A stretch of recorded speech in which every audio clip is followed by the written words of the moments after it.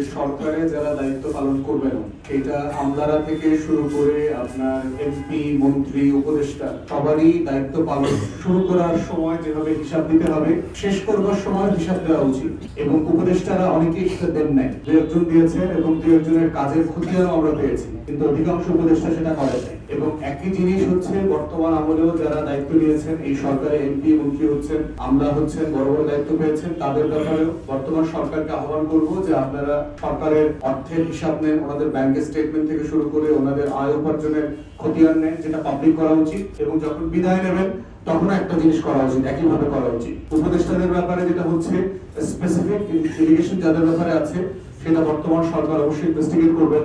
দুদক আছে, ইতিমধ্যে এর আগে অনেকগুলো অভিযোগ এসেছে অমুক উপদেষ্টা দুর্নীতিবাজ তমুক, কিন্তু এগুলো হচ্ছে পত্রিকার রিপোর্টের উপর ভিত্তি করে কাউকে তো দুর্নীতিবাজ বলার সুযোগ নাই। বা যেটা হচ্ছে দুদক থেকে শুরু করে আইন শৃঙ্খলা বাহিনী যার যেখানে যতটুকু ইনভেস্টিগেট করবার সুযোগ আছে, স্বচ্ছতার প্রশ্নে, জাতীয় সম্পত্তি রক্ষণাবেক্ষণ করবার প্রশ্নে, লুটপাট বন্ধের প্রশ্নে, সেগুলো অবশ্যই তদারকি করতে হবে এবং স্বচ্ছতার সাথে থাকতে দুদককে দিয়ে অথবা অন্য কোনো প্রতিষ্ঠানকে দিয়ে জবাবদিহিতা তৈরি করবার জন্য ক্ষেত্র প্রস্তুত করতে হবে। ইতিমধ্যে মাননীয় প্রধানমন্ত্রী ঘোষণা দিয়েছেন যে দুর্নীতিবাজকে ডিল করবার জন্য অথবা দুর্নীতি বন্ধ করবার জন্য উনি খুবই টাফ ভূমিকা পালন করবেন।